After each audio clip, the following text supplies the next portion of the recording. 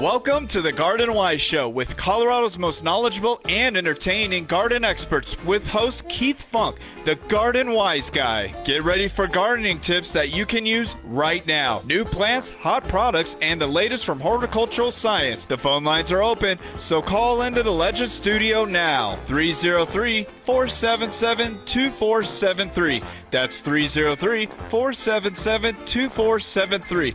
Or text your questions and photos to 303-477-5600. That's 303-477-5600. On the air since 1994, Keith and his guests have been answering your questions about gardening in the high-altitude desert of the Colorado Front Range. And now, here's your host, Keith Funk, the Garden Wise Guy. Well, good morning, everybody. Welcome to the Garden Wise Show, another episode, and we are broadcasting live on Facebook right now. So if you want to go to our Facebook page, The Garden Wise Show, you can watch the show. And today with me as my special guest, as always, every other weekend. As always, most of the time. Luan Akin from Tagawa Gardens. Welcome. Howdy do again. Howdy do again. Thank you for the garlic. You're welcome. Luan is a garlic grower. She's the best garlic grower I know. I don't even grow garlic anymore because it's embarrassing by comparison. She brought a couple of them. Well, here, let me grab it. Yeah, I planted one bed. I used to plant 3, and now it's 1 4 by how long? 12, I think. Some beds. So for those of you, these are Luan's garlics that she grew in her own very own personal my garden own little hands out there on the eastern prairie. The prairie. yeah. It was a good harvest. It was a very good harvest. My garlic attempts will come in about half that size. And I don't know why. I don't think I have enough sun. Oh, that does play into it quite a lot. Yeah, it does. And but this is the time of year for garlic harvest, isn't it? Yeah. And it was amazing because I'm converting the garlic bed, which was mostly an in-ground bed, raised up a little bit with some ties. But so next year it'll be in my shallow raised beds. The rest of mine. But I had to get this. But I could almost pull them out, which I don't recommend. No. Because half the time you'll break it. You have to go back and dig it up. So when do you determine it's time to dig up your garlic? When the bottom third or so of the leaves have browned out. Okay, so you still have some green leaves at the top. You can. But it looks kind of rough though. And I think partly because of the heat, they were on a little early, but they also dried out really fast. And if you let them dry out completely, you risk having the bulb itself start to dry out, and then the cloves kind of shatters. The bulb opens comes up. apart. And if you wait too long to harvest them. Yeah, exactly. If you wait for all the leaves to yellow out. Yeah. Then by the time you dig them up, that it's not a nice tight bulb. It's splayed open. And like you said, don't pull them. Yeah. You don't want to pull your garlic, and there's a couple of different reasons for that. There's hard neck garlic, which is mostly what I plant. Mostly what you plant, Yeah. and then there's soft neck garlic, and you dig them. You just put the fork in the ground and loosen the soil and bring them to the surface. And then what do you do? Do you lay them on a table, or how do you cure them for how long? It depends kind of on what you have available, but you don't want them exposed to full sun. You do not wash off the soil. Just shake it off? Just shake it off. And what I do is take the bulb and just kind of smack it against the heel of my hand. Okay. And that knocks off most of the soil. Leave the roots intact? Leave the roots intact, leave the stem intact until that stem has totally dried down to the neck. How long does that take? About 2 weeks? It depends, like about an hour and a half this week. I was borderline late getting them out of the ground. Yeah. Yeah, But you can see how much stem she left on the garlic itself.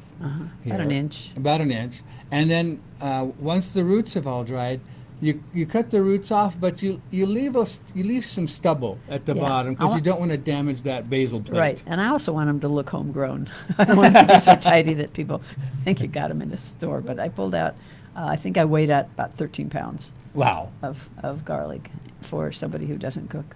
For somebody who doesn't cook, you give it all away. I do. I do. But you do hang it around the house to keep vampires away, right? I have no vampires, so they must just know Okay. in my karma. Yeah. All right. So, but the reason I mentioned hardneck versus softneck is this is what you do with hardneck, is you cut them off. And you'll know that when you buy them, it'll tell you whether you have hardneck or softneck. Now, the soft-necked ones, even after they dry, they're still pliable.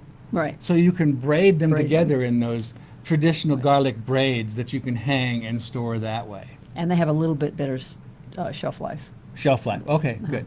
All right. But I don't. My palate is not sophisticated enough to tell. Oh, this is a hardneck.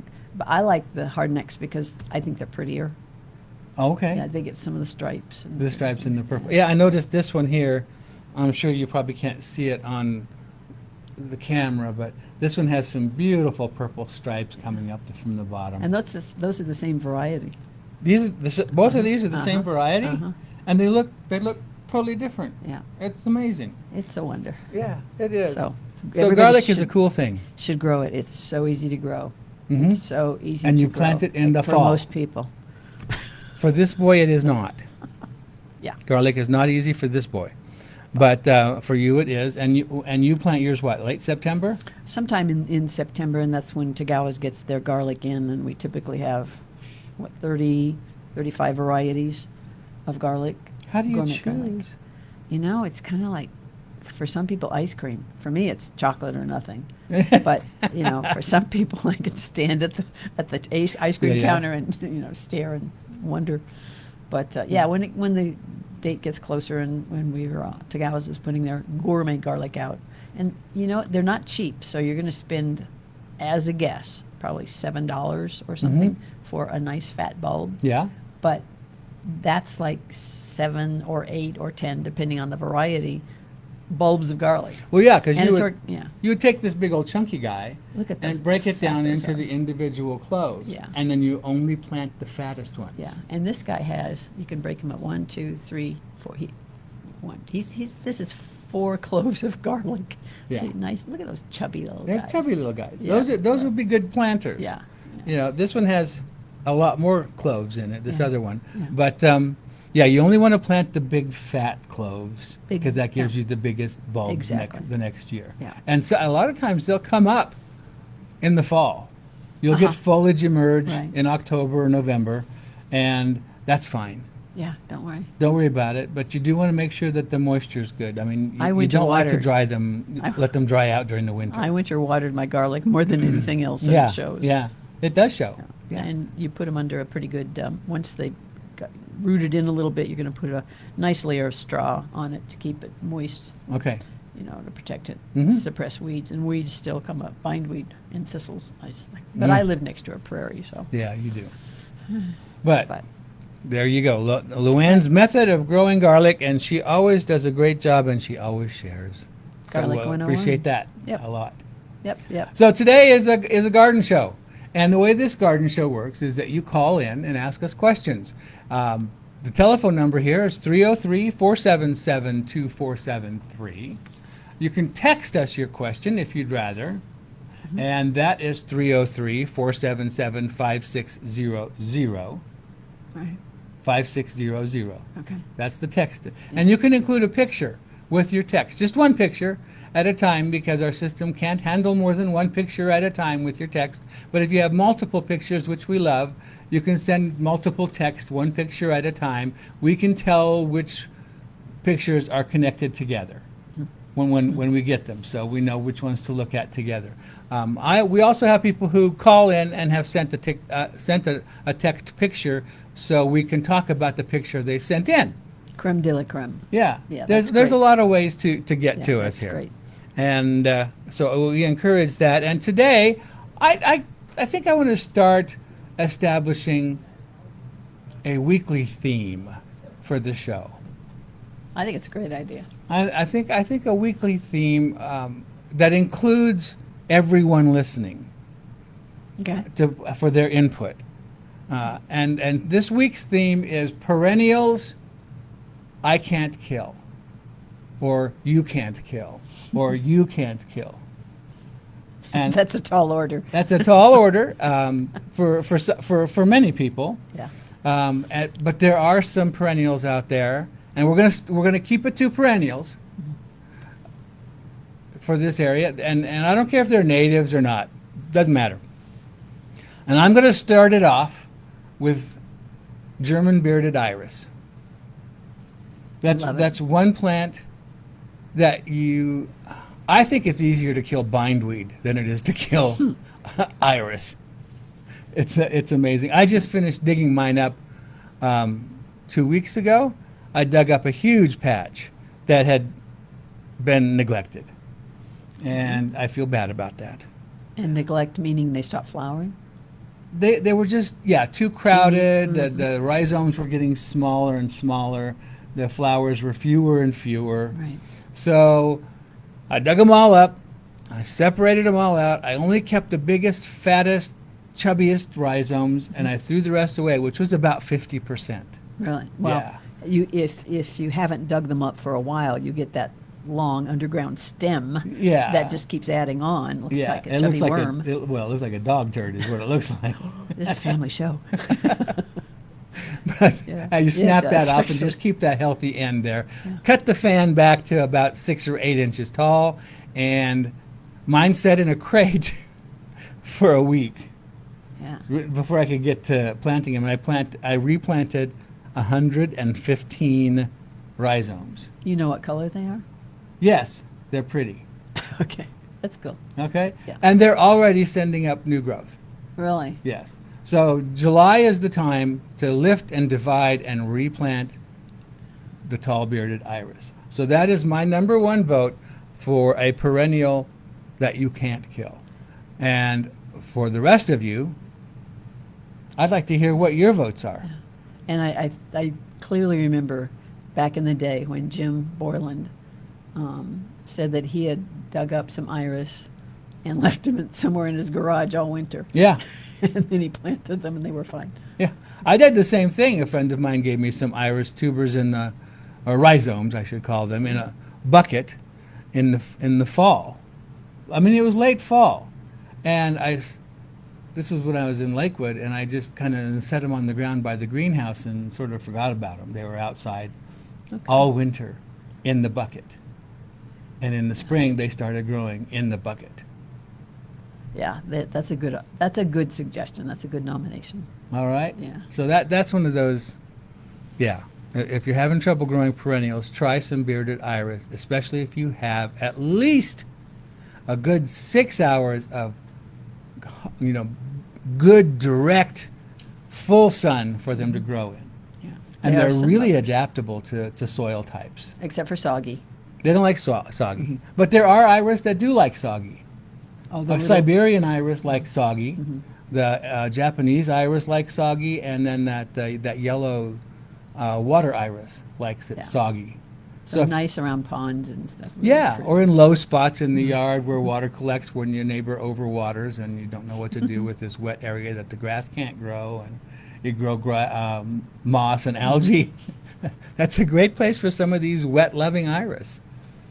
German iris, the tall bearded The iris, tall are ones. not that. And the rhizome needs to be right up at the surface so that you can actually see the rhizome after you've planted it. Sort of the the top lump of it. lump of it. The lump of it, yeah. There's the top surface of it, and then don't mulch it. And one thing I have to say, because this took me a while to figure out, so I'm a slow learner, but when you have the rhizome, which is an underground stem, to be technical about it, Yes. because it just keeps spreading underground, you want to plant the foliage at the end of that facing out, for lack of a better term. Yeah, Because it's going to keep growing out. If you planted it and the foliage was on the like a clump, yeah, it was foliage on the inside, pretty soon they're all going to grow together. right. So plant that with the leftover leaves, pointing away from the center of your clump, so that you're not. That would be in an ideal world. Yeah, that's. It's true. not my world. It's not your world. No, So you're gonna they have- go in the ground whichever direction they end up in the ground. So you do one of those flip it and. I do a jab in the soil, pull back the soil, stick the rhizome in, push the soil back. What about fertilizer? Not right away. Okay. Yeah, I usually wait until I start to see a little bit of new growth happening, and then I'll just give them that the Rich Lawn Pro Rich, which I always use. I just a scattering of that and water it in. I don't mulch them, and they don't like to be mulched. It keeps them too wet, especially during the winter. You don't mulch them in the winter either. And they like that hot baking sun on the ground. They flower better that way. Are they truly native to Germany? That's a really good question. I don't know. Maybe somebody does. Call us and tell us if you know that for sure. I'm just assuming that they're called German iris because The German a person lot of the named them. hybrids. There's a lot of hybrids from there, but It's just I don't know why they're called that. I don't know where. to have that native culture. At our next break, I can ask Siri Okay, where that iris is. she's up already. Yeah, Okay. she's up already. Okay. And there are lots of other species. I mean, there's tall German iris, and then there's the bearded iris. Then there's an intermediate size that it gets about half that size, and then there's a dwarf size that only gets a foot tall when it blooms real early. So if you plant the dwarf, the intermediate, and the tall in your garden, you'll have flowers from easily March into June with iris. I've said it here before that my little Swedish grandmother grew a field of iris, a large, large, large patch of iris for herself. And it was the one thing she did for herself. For herself. Yeah. That's- She didn't sell them. She did. Yeah. It was just, beautiful. It's one of my favorite plants, and it's about as close to an orchid as you can get In appearance. in appearance outside in the Yeah. perennial garden. Now, did we already miss the iris sale? At Tagawas? Yeah, don't they usually have a sale in August? That's a really good question. I will have to ask. Because I'll let you know. nobody from the Iris Society has contacted me about that. Usually they contact me ahead of time, so I can tell people, because it's usually at your place. Yeah, it's usually. I will find out. Okay. I'll let you know. Great. Right. And I'll post it on our Facebook I'll page. go into research mode. It's definitely worth going to because it's these are irises that the Iris Society members have grown, so they're not just what my daughter-in-law would call trash iris. Yeah. They're special. They're nice hybrids, plants that produce stalks that branch and have multiple buds per branch, so that makes them last longer or bloom longer. So yeah, if we can find that out, or if we've missed it, I don't know. And the Iris Society is always good. Most of these plant societies are good about having a picture of what to expect, especially with something like iris, where it looks like it's dead. They all look the same. Yeah. when they're But cut down. Yeah. So it's good. So you don't have to know a lot about iris. That's the thing about plant societies and show and sales. Yes. Shows and sales, because they're so eager to share their knowledge. They are. And take away the fear factor. So yeah. Oh, we have a message here. What's the shelf life of garlic? We were talking about garlic earlier. It depends on how you store it. It wants to be cool and dry. Dry, but if I had a root cellar, I'd be in hog heaven, because I can't keep it. You don't want it bone dry. You want it to not dry out, and shatter. Sure. But a little moisture here is good. So I keep mine in a cool, dark place, sometimes the basement. But you don't want it to freeze. No. So not the garage. Not over, Especially this time of year, it's too hot. Yeah, exactly. Yeah. So the coolest, darkest place you have, and like maybe a netting. I got some bags that you do laundry in, and you put your unmentionables in there and do the laundry, and that's my mesh bag for my garlic. Yeah. So it needs to breathe. I mean, when you buy bags of oranges or something at the Exactly. grocery store, it's that netted thing. In fact, on my website, let's see, I don't know that the August newsletter is up yet, but the August newsletter has a whole article about garlic, and it shows pictures of how to store them and braid them and so forth, and what stage to wait for it before you dig them and so forth. So Right. if you want to get on my newsletter mailing list, just go to my website, gardenwiseguy.com, and sign up. It is free, gardenwiseguy.com. Lots of good info.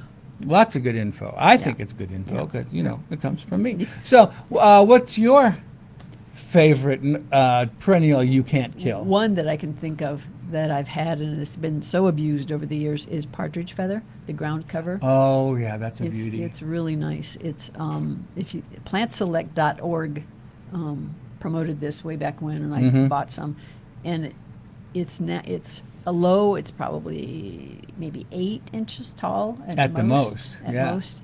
And it's very silvery and slightly fuzzy, and the leaves, the branches, I don't know where one starts and the other ends on those. Yeah. They look like feathers. They do. But it has withstood more abuse at my place. And it's silver. It's silver white. Yeah. It's like a perennial Dusty Miller with very ferny foliage that Very- stays yeah. very low. Yeah. I've had my dog sleep on it, no problem. Yeah. When I first put it in, probably, oh my gosh, maybe 18 years ago,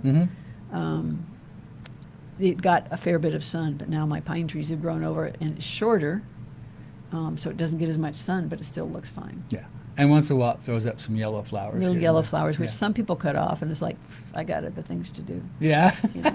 So no, it lights up a garden. Yeah. And if you've tried Silver Mound Artemisia, that's, I mean, it has that sort of look to it in a way. But much lower. Much lower, but the thing I don't like about Silver Mound is once it starts to get Yep. up into that mound and it starts to look perfect, the first time we have a rainstorm or the next watering cycle, it all just flops to the Splays side, open. splays open. Partridge feather doesn't do that. No. And it's really drought tolerant once it's Very drought established. tolerant. You know, it's one of my go-tos, and so I just let it do what it does. It gets pine cones on it from the now more mature pine trees, and it looks pretty. And nothing bothers it. It really doesn't. I mean, there aren't any bugs, there aren't any disease. Right. Japanese beetles won't touch it. No, I'm sure. It would not like soggy soil. No, it doesn't like soggy. It does But- like a well drained. I typically will grow it on a mound, you know, an upper area, someplace where the water drains off. Yeah. So partridge feather. Look it up at plantselect.org. It's one of my favorites. And I was noticing, just odd you brought it up the other day. It's like, boy, you guys do really well. You just keep on keeping on. Yeah, You know. it just goes and goes. It's almost a little shrub in a way. It does get some woody stems It gets to it. woody, but if it's getting enough light and a little bit, and I fertilize it, I think like once a year, maybe lightly. Yeah, But it's so natural looking. right. It's it doesn't look prim and proper at all. It's just nice, but it's not invasive. It's well behaved. Yeah, nothing. The deer don't browse on it. Thank you very much. Well, those are our two favorites. Yeah. Now we're waiting to hear from you guys about your favorite plants or perennials that you can't kill. And the telephone number here is 303-477-2473, or you can text us your vote for what you find is a perennial that you can't kill at 303-477-5600. While you're doing that, we are going to take a quick break and remind you that you're listening to the Garden Wise Show on Legends 810. It's like the difference between soft, gentle rain and a monsoon. That's how I compare the effect of a dram rain wand on plants to the hard blast of a typical spray nozzle attachment to your garden hose. Water flows through 400 tiny holes in the dram rain wand's soft shower nozzle to bathe and refresh your plants, not damage them or wash away soil. Its handy-reach handle has a 60-degree bend and conveniently extends to more distant garden rows and hanging baskets. And there's a fingertip shutoff valve. No wonder professional growers in the greenhouses and nurseries use dram watering tools. Today, there are imitators, but nothing matches the superior quality of the original, invented over 50 years ago. They're simply the best. Dram watering tools are available at Tagawa Gardens in Centennial, Nick's Garden Center in Aurora, and Jared's Garden Center in Littleton. Well, hello, Mrs. Johnson. Nice to see you again. What's that you have in the bag? It's my tomatoes. Just look at this. The bottom side of all the largest fruit is turning into a nasty brown color. It's gross. My family won't eat these. What am I going to do? Okay, relax, Barbara. Your tomatoes have an easy-to-fix condition called blossom end rot. And you're right, it's nasty looking. But fortunately, it's not a disease, just a mild calcium deficiency. which is usually brought on by letting your plants get too dry between waterings. So I'm going to recommend you start using this Fertilome Yield Booster for tomatoes. This yield booster will supply the extra calcium your plants need to save the rest of your crop. Is it easy to use? I don't want to have to mix anything. You know, it couldn't be easier. Yield Booster comes pre-mixed in this handy trigger sprayer. All you have to do is spray the leaves and fruit weekly for at least 3 applications, and you'll have bigger, better tomatoes than ever before. Oh, what a relief. Bill, you've made my day. Better give me 2 of those bottles of Fertilome Yield Booster. I have lots of tomato plants. And you can find Fertilome Yield Booster at Jared's Nursery in Littleton, Nick's Garden Center and Farm Market in Aurora, the Tree Farm in Longmont, and other Fertilome dealers. And remember, if you're not satisfied with the Fertilome product for any reason, you can bring it back for an exchange or a full refund, guaranteed. Is your landscape ready for a tough season ahead? At Twin Oaks Tree Experts, we know healthy plants start with the basics: proper pruning, deep root watering, and expert fertilization for your trees and shrubs. And for your lawn, we've got you covered with smart mowing, precise fertilization, and efficient irrigation to keep it green and thriving. But it all begins with the right plant in the right place. Ask us about xeriscaping and native plants, beautiful, water-wise solutions designed for Colorado living. Stress trees attract pests, and this year, stress levels are high. Twin Oaks specializes in pest and disease control, protecting your landscape from threats like emerald ash borer, pine beetle, Japanese beetles, mites, fire blight, scale, and canker. Serving the community since 1998, our internationally certified arborists are your one-stop shop for everything your trees and plants need. Call or text 720-263-2337 or schedule online at twinoaksusa.com. Twin Oaks Tree Experts, helping your landscape thrive season after season. All right, we are back to the Garden Wise Show, and I have a text message here from Colleen about iris and wants to know about a particular iris called the Louisiana Black Gamecock iris. And is it considered a German iris? No, it is not. It is Iris Louisiana Gamecock. And the German iris, although they call it German iris, is actually a Mediterranean origin. The hybrids typically, hail back to Iris pallida and other genetics that are thrown in to give it different colors and sizes and what have you. But it basically started, I believe, with Iris pallida, and it's Mediterranean. Which explains a lot. Why it likes to be at the surface and Gritty bake in the soil. sun, and Yeah. Iris and doesn't pallida. like wet. Iris pallida sounds like an Italian spy. Oh, it does, doesn't it? It does. Yeah. Now, the gamecock iris that Colleen is talking about, in fact, all of the Louisiana group of irises, they're called Iris Louisiana, and then there's different varieties. The gamecock variety happens to be a really, really, really dark purple. They like constantly moist areas. And I bet that gets planted in the wrong spot sometimes. Probably does. Yeah. But it's definitely worth one to grow. Yeah. She actually called in. Sean, could we have that picture come up again, sir, if you have a moment? Oh, the one from Colleen? Yeah, she's talking about grasshopper damage. Oh, is that Colleen's grasshopper damage? I think he's on the phone, so Okay. we'll wait a second. Grasshoppers will go after iris foliage and chew the sides. Let's see. It doesn't look too bad, though. I don't think the plant is going to suffer for it at all. So don't cut that back. No, but I do see some old flower stems sticking out. Yeah. Those can be cut back to the ground. Any dead leaves that are accumulating around the base of the iris, you can clean those out. Number one, it looks nicer. Yeah. But number two, it's sanitation. And in my mind, sanitation in the garden is relatively important, because with iris, that if you let those leaves accumulate around the base, that keeps it wet, keeps the sun off the rhizomes. Just not a good situation for that particular plant. Right. I have seen a few grasshoppers, speaking more generally, but nothing like we had. Was it 2 years ago? Oh, yeah. It was like biblical. Yeah, it was a play, but they're cyclical. You know, they work in cycles, and I don't know what causes them to rise and fall. Maybe predators build up. Well, you know. I wondered too. It was so dry. Maybe the eggs that are 3 inches or so below the soil Right, dried up, or did the mild temperatures, They hatch too early.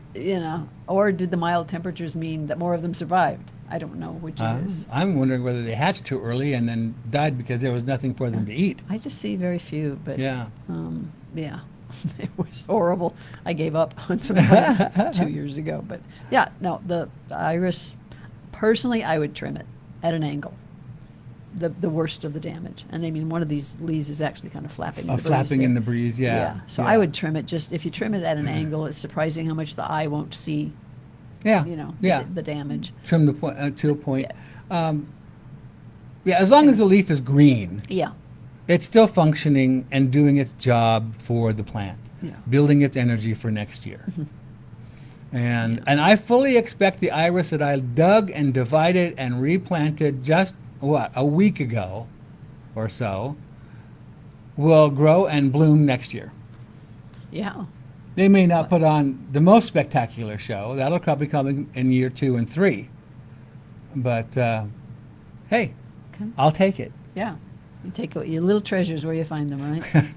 I used to, when I'd walk home from school, when I was in junior high and high school, you had to take gym class, and you had a gym bag, Yeah. and you took your stinky stuff home every night to wash it, right?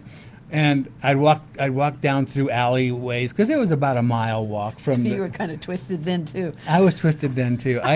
People would throw stuff, extra irises, extra this, that, anything, daylilies, whatever they'd throw out of their garden. They'd throw them in a pile out behind the fence in the alley, and it ended up in my gym bag. And on the way home, and I'd get home and I'd plant them. You must have had a nice garden. And my as a child. parents were always, where did those come from? How did they get there? So you kept it secret. Well, not so much a secret. I'd tell them where it came from, but I didn't. But that's how I got, because back in the '60s, when I can relate. if I got an allowance, which was almost never, you might get a quarter a week. What are you gonna? How many plants are you gonna buy with Yeah. a quarter? Yeah. So anyway. So Here we another have text- another text picture here. But did you read the text It's attached to the wall. by itself? Yes, and it's Philodendron? I don't know what it is. I want to say it's a type of philodendron, Yeah. or it could be a type of creeping fig. Mm-hmm. It's hard to say. Can we zoom in on the foliage a little bit more, especially the older foliage near the top? Let's see how big you can get it without it pixelating too much. It's a vine that's growing and on someone's interior wall in there as a houseplant, and it's attached itself right to the wall itself, the plaster. And you can tell the wall has some texture to it, Yeah. which is what the Can you zoom? Can you scroll up a little bit toward the top of that plant there, Sean? To me, that looks more like a philodendron it's of some kind of philodendron. Yeah, Solid green. yeah. I'd say it's a philodendron, especially the way the leaves are unrolling there. Yeah, and it's Yeah. got some speckles to it, Yeah. which is kind of nice. Uh-huh. I would just leave it and I think it's kind of cute. paint around it. And it's, yeah.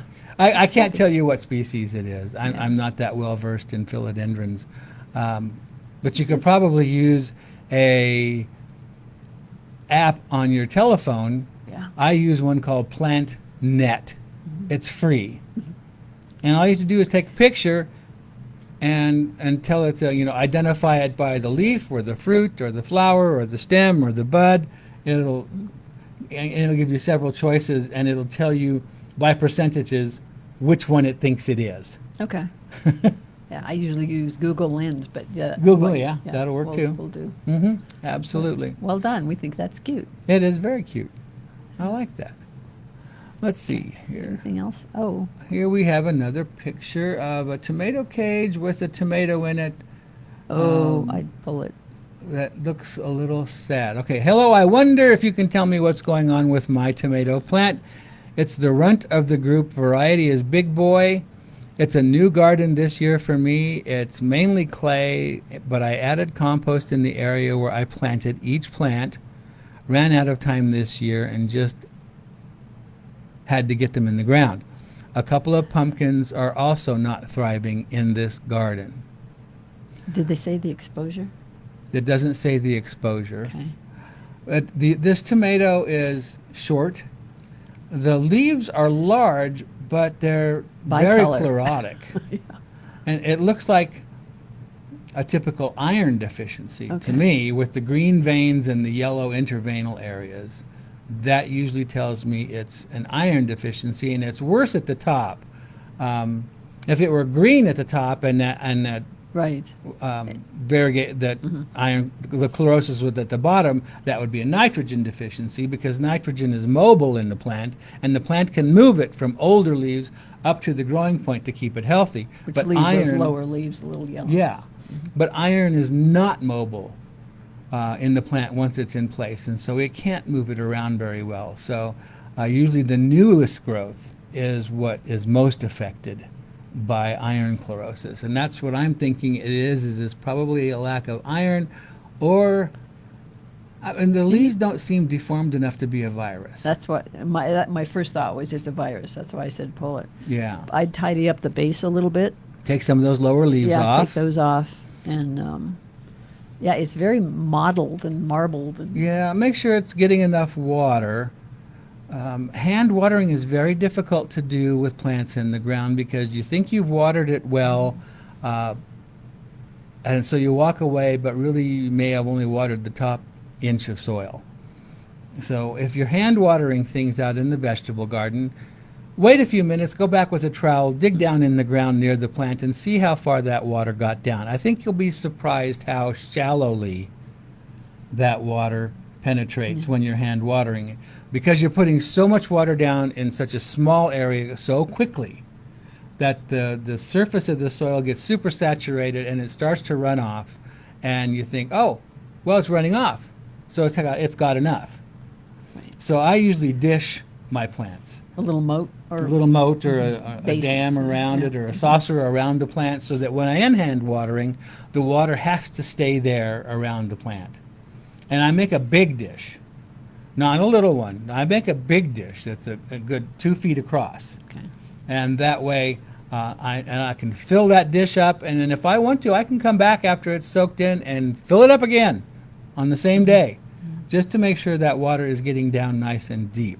And if you haven't been fertilizing, this would be an option for you to do not only a fertilizer at the base in the soil, Espoma makes a great fertilizer. It's a nice organic fertilizer for tomatoes and vegetables, a granular thing that you can put on the ground.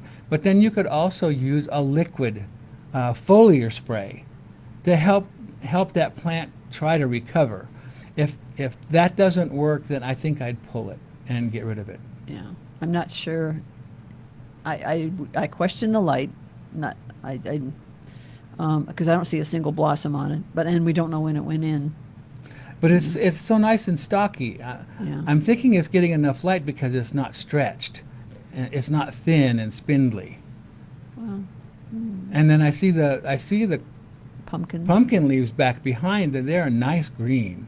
Yeah, that's So true. I'm thinking that there's some good nutrition in there, but I'm wondering whether that tomato, I don't know, that tomato plant might be something I would just Regroup. sacrifice. Yeah. If you have a, I think it's worth trying all the recommendations you said. Mhm. I would tidy up the base. I don't like to have leaves touching soil. Yeah. So I would clean up those lower leaves and get rid of them. Don't, just in case it is some kind of virus, which, just in case, clean your pruners before you use them on anything else. Disinfect them. Yeah, with exactly. with some Lysol spray, spray, right. that works. Yeah. And I would put a little bit of mulch around the base of that plant. Mm-hmm. But make sure the water is getting down deeply enough Yes. into the soil. And starting with the clay soil, if this is a new bed and this is the first time you've amended it, creating a good friable gardening soil out of clay takes a few years. Yeah. Adding organic matter in the spring, adding organic matter in the fall when you dig it over for the winter.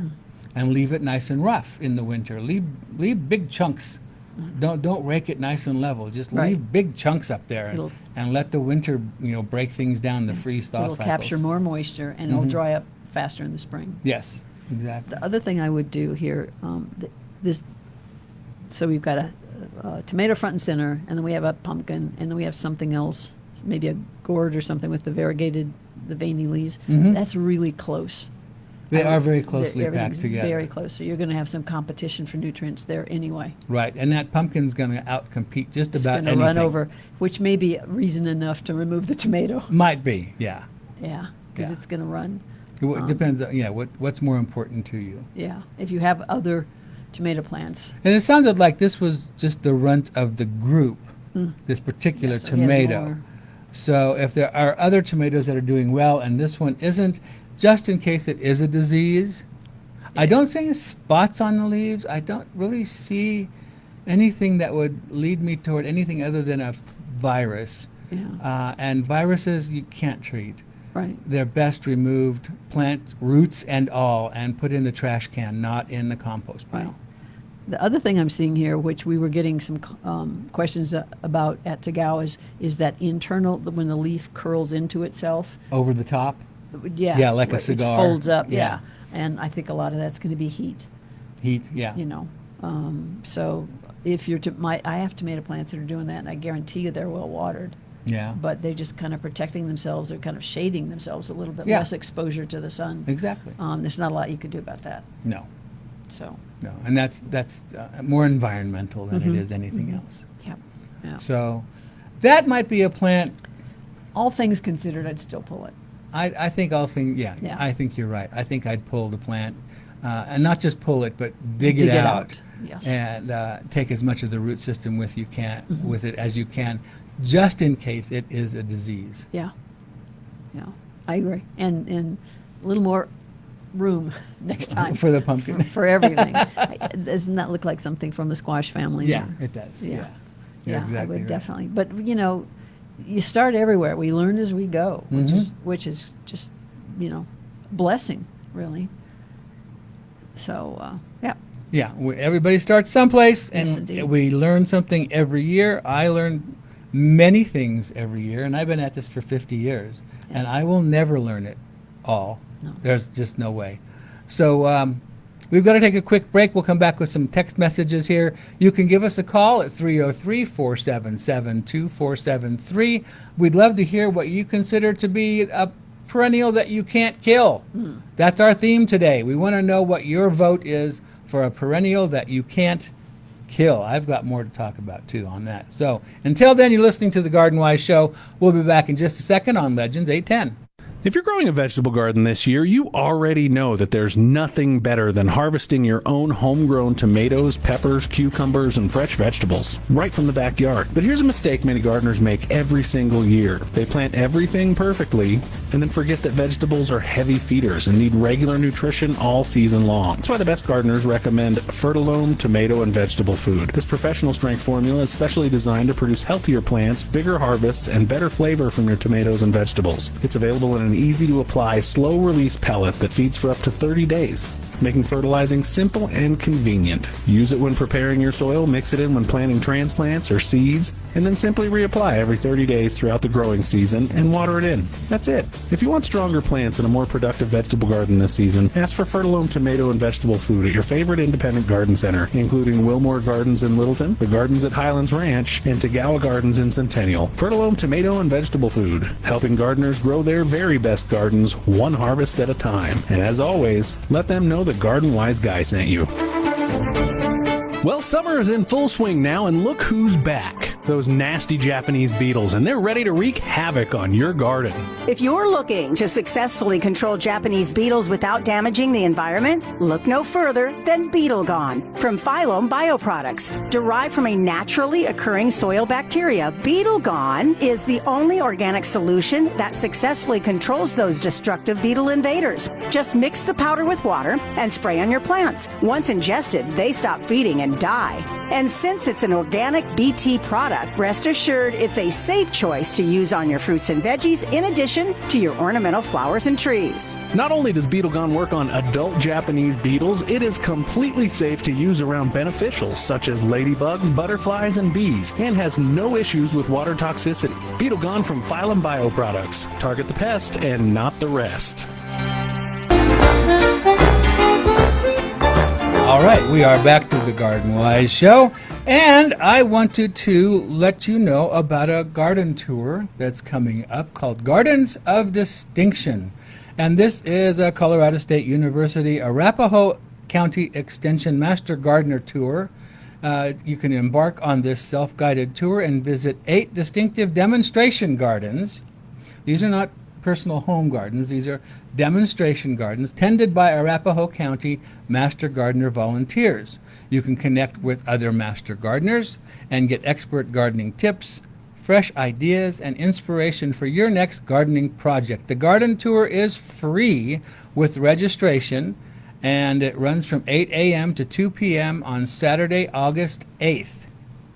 And there's going to be Cheyenne Arapahoe Park Community Garden, Plains Conservation Center, the Lima Plaza Pollinator Garden, Silo Park, Clayton Community Garden, the Pea Patch in Littleton, Colorado Center for the Blind, and Hudson Garden. So these are all Aurora, Centennial, Greenwood Village, Inglewood, Littleton gardens. So they're fairly easy to get to. They're not very far apart. Now, the way to get to register is you go to Eventbrite, and it's spelled event, like you would expect.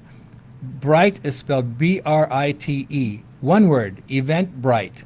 And you can register there for your free tickets and tour guide. That sounds like a lot of fun. Yeah, I think it would be. And that, again, is on August 8th from 8 a.m. to 2 p.m.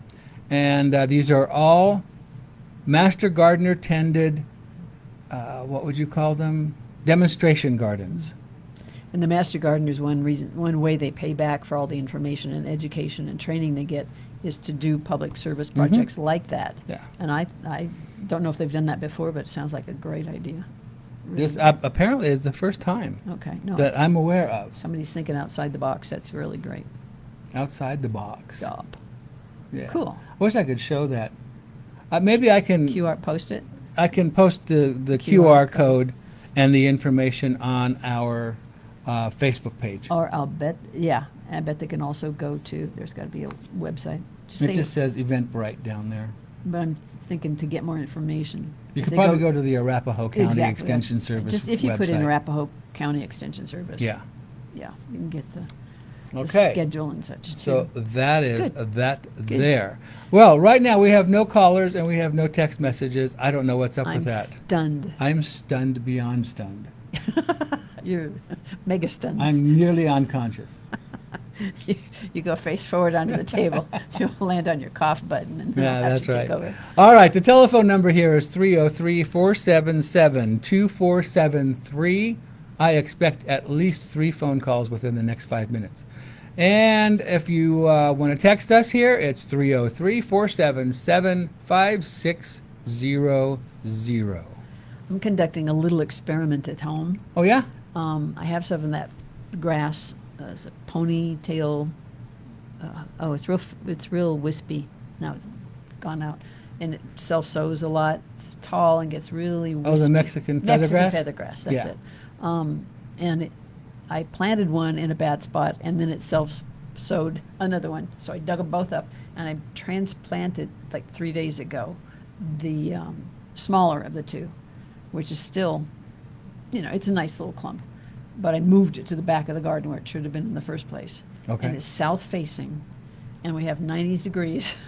I just want to see how it does. I have a hard time digging up that Mexican feathergrass seedlings and getting them to survive the transplant. Well, we shall see. Yeah. And so I'm anxious to see. Yeah, this is way more than a seedling, so the clump is Yeah. probably as big around as a grapefruit. Yeah. You know. And I probably, when I dig them up, I bare root them out of the ground and take them Yeah. in the back and pot them up. They probably just don't like that. They may not, but I think the big one's going away. But I thought, that would be kind of pretty in the back there. But Now, so we one shall thing, see. the seed that comes up when they make all those seed heads Oh, at the top, yeah. they get real matted together. Gnarly, yeah. Take your fingers and comb through it. Exactly. And comb that stuff out Mm-hmm. just with your fingers. And then it all bounces back up and looks nice and graceful, and it's not clunky looking Mm-hmm. Yeah. anymore.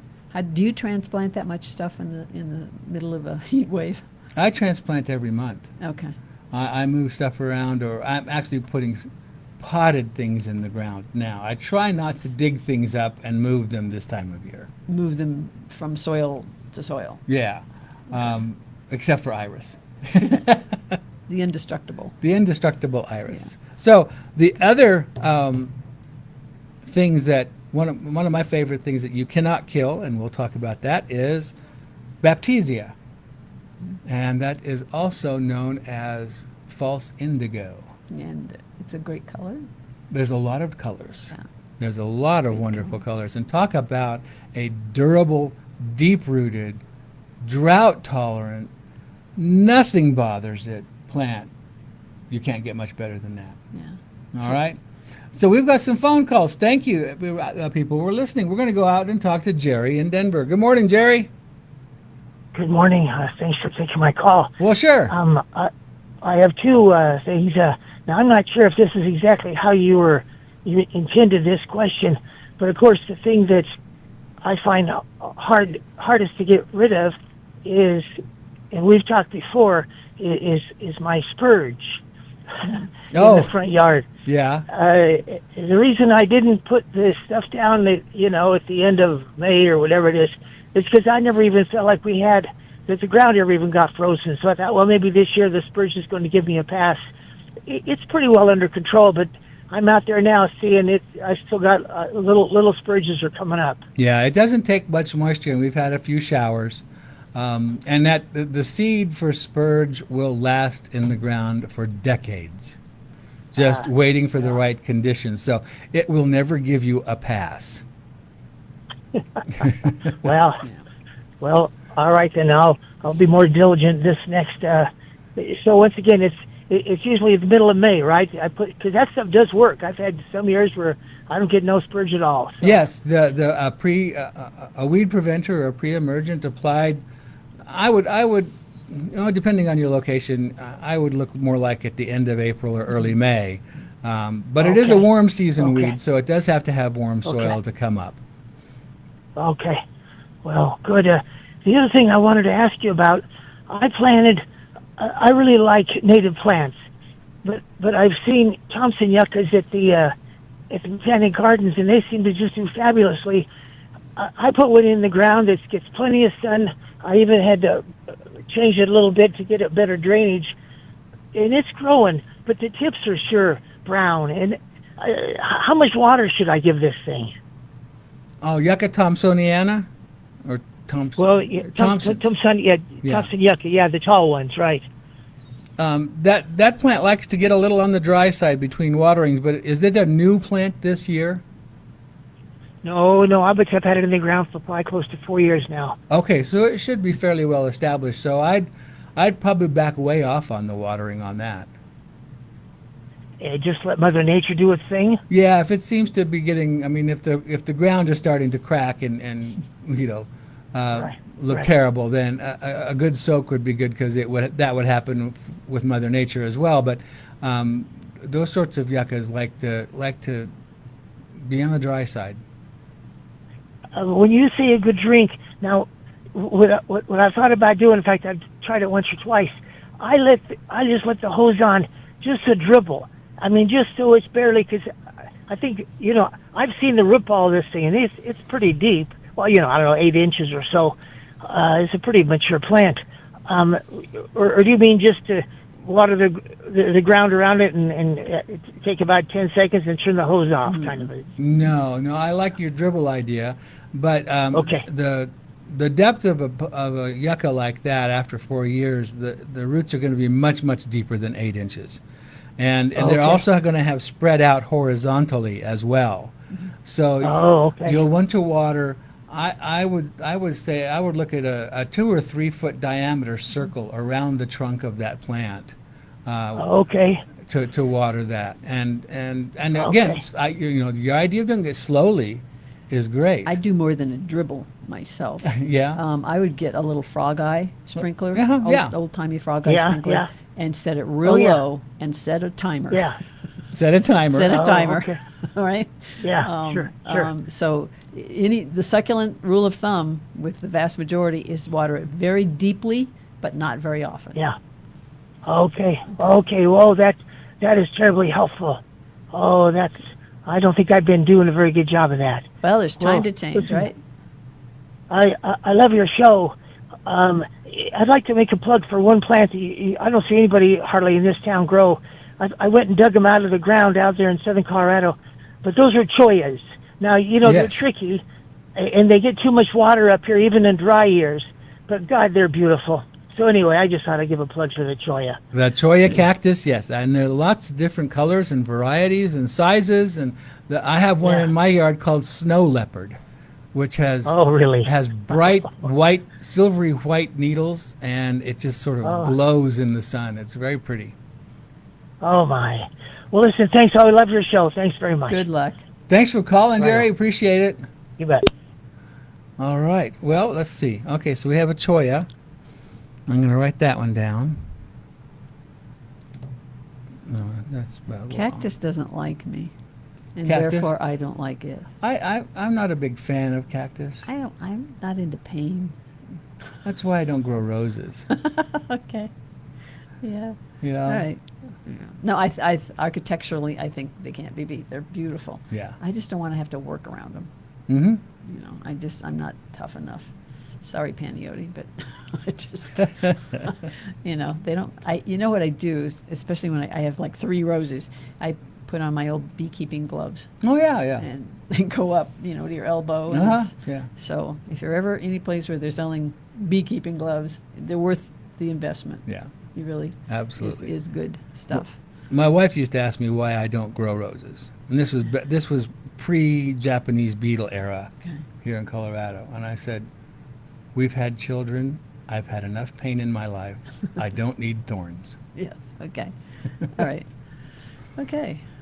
So there you have it. What are you going to do? There you are. All right. What time we got right now?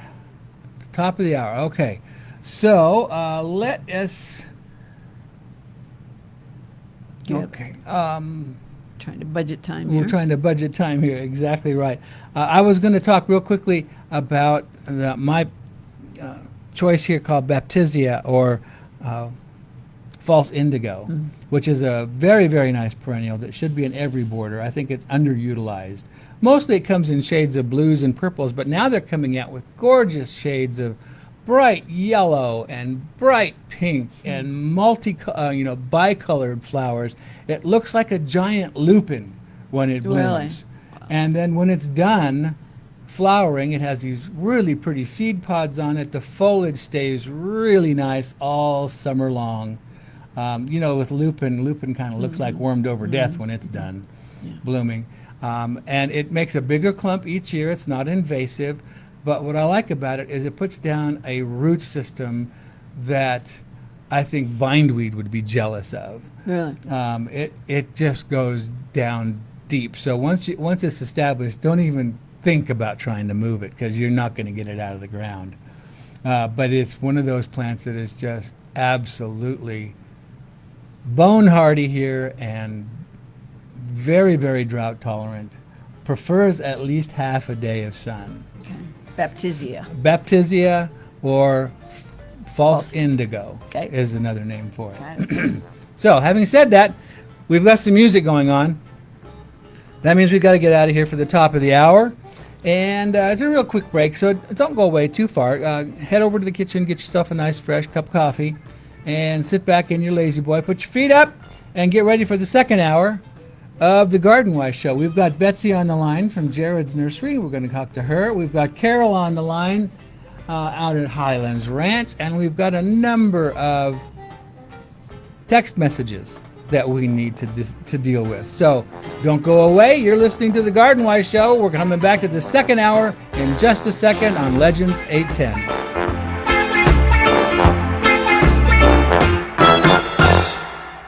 This is KLVZ, 810 AM and HD, Brighton, Denver. KLVZ FM, 94.3 and 95.3. Streaming at legends953.com. Welcome to the Garden Wise Show with Colorado's most knowledgeable and entertaining garden experts with host Keith Funk, the Garden Wise Guy. Get ready for gardening tips that you can use right now. New plants, hot products, and the latest from horticultural science. The phone lines are open, so call into the Legend Studio now. 303-477-2473. That's 303-477-2473. Or text your questions and photos to 303-477-5600. That's 303-477-5600. On the air since 1994, Keith and his guests have been answering your questions about gardening in the high-altitude desert of the Colorado Front Range. And now, here's your host, Keith Funk, the Garden Wise Guy. And welcome back to the Garden Wise Show. My name is Keith Funk. I'll be here until 9 o'clock today, along with my special guest host, Luan Akin from Tagawa Gardens. Hello, hello. Hello. I'm here. You're still here. I'm still here. I'm glad. I didn't even have breakfast, and I'm still here. Well, let's get out to the phones. We've got Betsy out at Jared's Garden Center right now on the phone. Good morning, Bet. Good morning. What's going on at Jared's this weekend? What is going on? Are you all sold out? No. We aren't. We're working toward it, though, so we can bring in some fall things. There you go. So we'll see how things are going. Yeah? Yeah, Juanita has a few things on sale. If she hasn't already, I haven't heard the commercial today, if there is one. So technology's not been my friend the last month, so I apologize for not calling in the last 2 times. No worries. No worries. We know where you live. Yes. At Jared's. Yes. Well, usually. Yeah. But yeah, right now the awesome sales are, we have 70% off our remaining annuals and hanging baskets, and we still have some lovely herbs that people are just jonesing for because they've just got space that they have to, fill in that garden with something interesting and tasty. And we also just put our 2026 seeds on sale. So if anyone's thinking about their fall garden already when it does cool off again, or thinking for next year because the seeds will still be good, they're all 50% off right now. Wow. That's a good deal. Yeah, so people are moseying in. I'm really surprised at how many annuals are going out, but I think, they may have come back from vacation when they left it in charge of someone else, not them. And, things often happen when we get to be 100 degrees and it rains, but not enough. Oh, come on. What could possibly go wrong? Oh. Huh? Yeah. So we have things that they can just plug and chug into those container gardens and make them look awesome again. Super. Betsy, I think we need to ask you given that you shop at Jared's, I assume, what your favorite indestructible perennial is. Well, looking at what I grow in containers on my deck, millennial alliums love their container. They will reseed into my other containers.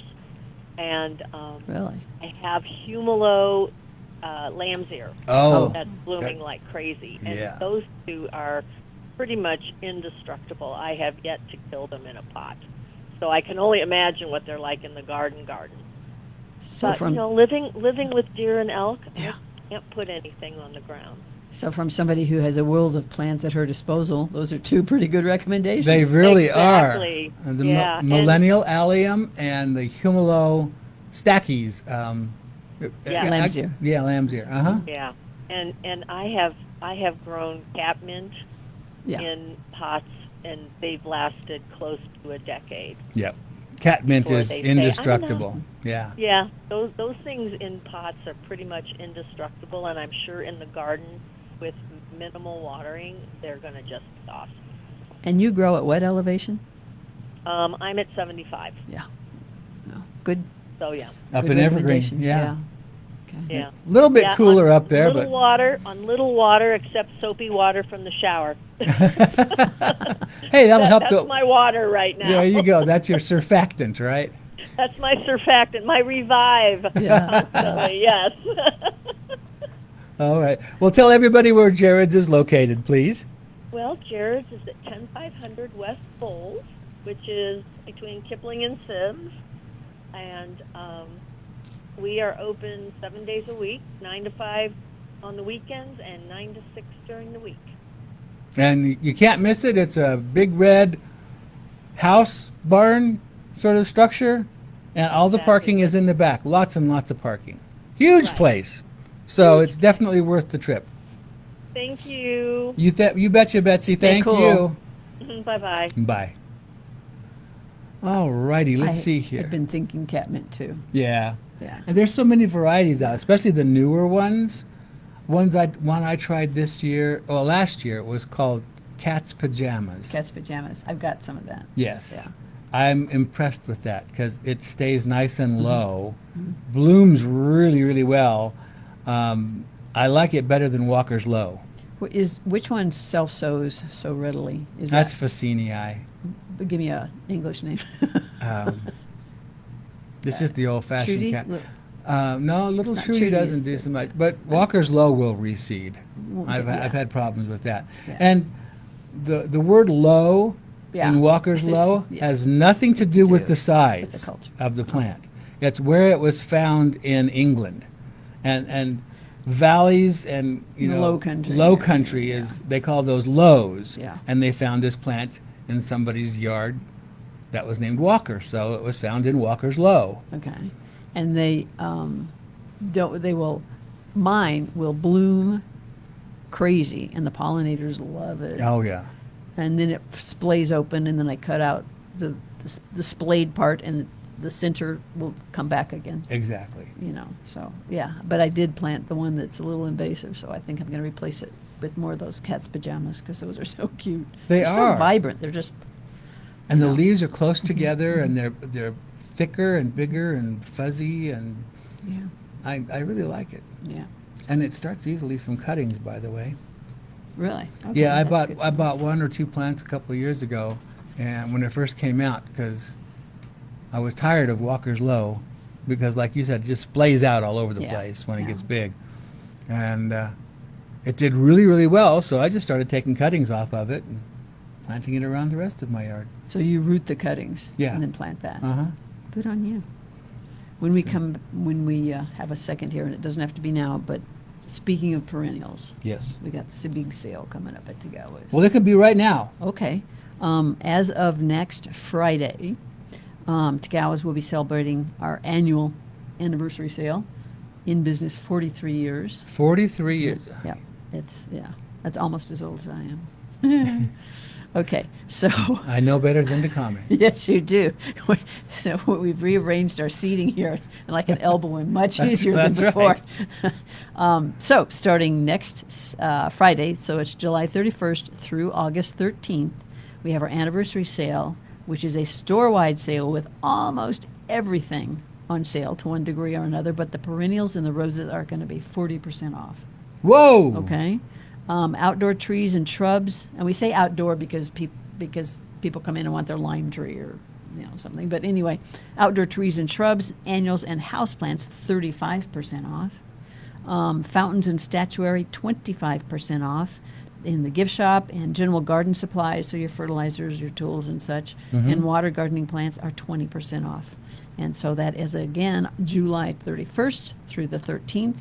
You cannot combine your these discounts with your loyalty card. Oh. Because pretty soon we'd be paying you to take the plants, right? Well, that's true. So, yes. but anyway, big annual sale, and it's great fun, and there's still plenty of stuff to get that looks great.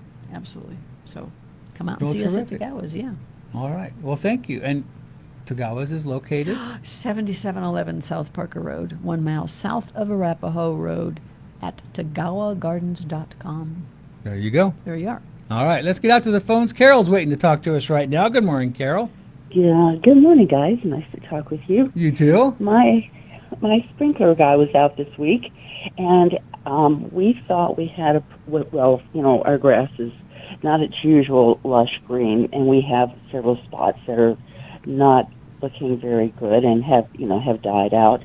And he tells me that is mites. We thought it was just heat and lack of water, but he's telling me it's mites, and he's talking about some kind of silver, the grass turning silver, and then there's a lot of just dead grass in between the green places. Any thoughts on that? Oh, yeah. Might love it hot and dry.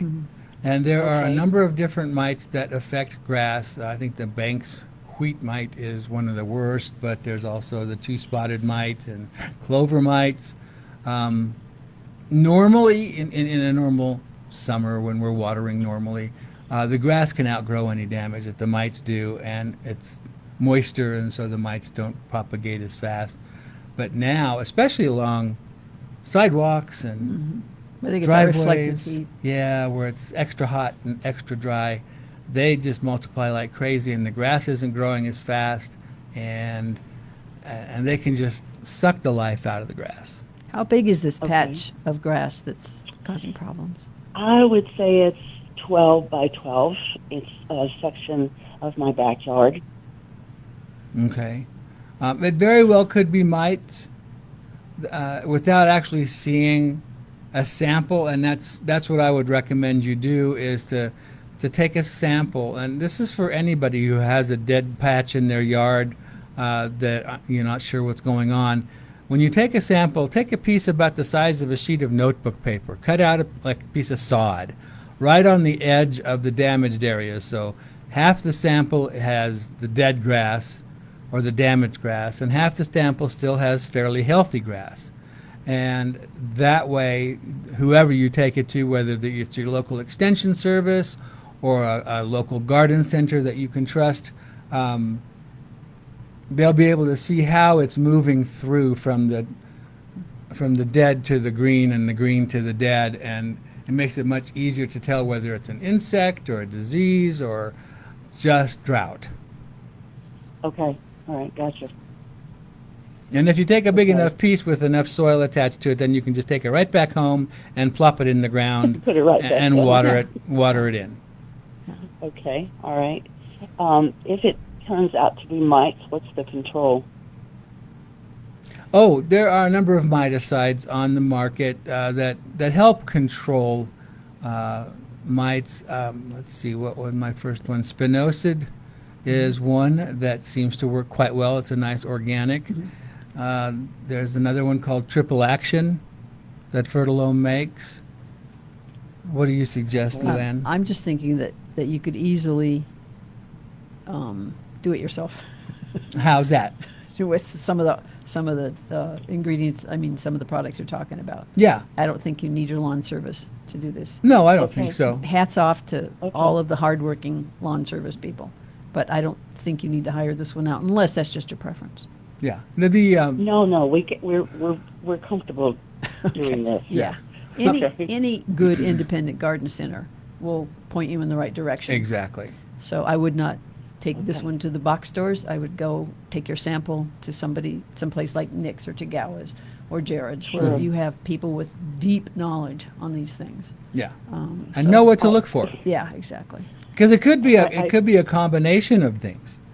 I mean, it might not just be mites. It might be, a couple of different things that are going on that you'll need to treat for, and then know when to treat for, because timing is everything on a lot of this stuff. Okay. Is this on a slope at all? No, it's in the flat area in the backyard. And what exposure is that? South. Yep. South. Yeah. The only thing worse would be a southern exposure that's a slope. Yeah, with a spruce tree on the north side. Exactly. No, you can handle No. this. Yeah, you can do this. Yeah, it's just a flat area Okay. in the backyard. It gets lots of sun. I mean, there's a little bit of shade first thing in the morning from the neighbor's tree, but Yeah. for the most part, it's in sun all day. Do you rototill? So- Not rototill. Do you aerate your lawn at all? Yes. Okay. Yes, we Because that's going to help with those. Not now, obviously, but in the Oh, fall. right. Yeah. Right. To get that water We've down in done it. there and try to keep that as Well, healthy my as husband possible. has treated it with Revive a couple of times. Good. And he uses the Pro-Rich fertilizer that you recommend. And it's on the sprinkler system, and there's grass next to it that looks just fine. But, in the front yard, there's some dead spots, or not really dead spots, but not happy-looking spots. They're yellowing. Yeah. So all over the yard there That's- are issues because of drought and Yeah. the watering. But this one seems to have its own little problem there. So if we can not have to replace that next year, it'd be good. Well, you might want to just go out there and do some extra hand watering in those areas. Okay. Because you can do that any day of the week. It Sure. is legal as long as you try to avoid the hours between 10 a.m. Right. and 6 p.m. Do you have a I was dog? thinking we have two little dogs. Yeah. Then bathe them out there. Yeah, bathe that. Yeah, give them a bath out there in the dead a little spot. extra water. Well, they just went to the groomer yesterday. Oh, okay. Oh, okay. Darn. All right. I was trying to be creative. Yeah. Yeah. No, they like warm water. Yeah, in there the is that. There's a bathtub. little divas. Yeah. All right. They absolutely are. My other question, we have tomato plants that are on the same side of the house, and so because the weather's been so hot, I went over to Big Tool and got some shade, or is it called shade cloth, I guess? Yeah. It comes in a roll, and we've put some of that around our tomato plants. Now, I don't know how to use that. What's the proper way to do that with your tomatoes during this hot weather? I don't know that I would shade tomatoes. Would you? I don't think there's anything lost by shading them from the hottest afternoon sun. If Okay. you have a cage. Right. If you have a cage. Right. You don't want to cover Uh-huh. them completely because you sure want that sun for the photosynthesis and production. Yeah. But I don't think you're going to damage your production because they're suffering from the heat anyway. Yeah. If you shade them a little bit Okay. from that hot afternoon. Sure. Okay. Yeah. They don't seem to have much production at this time. So, and I'm using tomato tone, and they're on a sprinkler system, and I hand water them in between. Okay. And there's just not much happening out there, and I go out and shake them, and I guess we just wait until we get through this. Do you go out and see if the blossoms have dropped off? If you have a tiny little stem that once held a blossom and now the blossom's gone? Because if you do, Right, that's right. heat. That's the heat just dropping those blossoms off. Yeah. Okay. Okay. Yeah. All right. And I have the tomato and pepper spray that I Good. thought I would go out Yeah. and use that as well. So this is a different year for gardeners, It is isn't it? for everything, lawns, everything.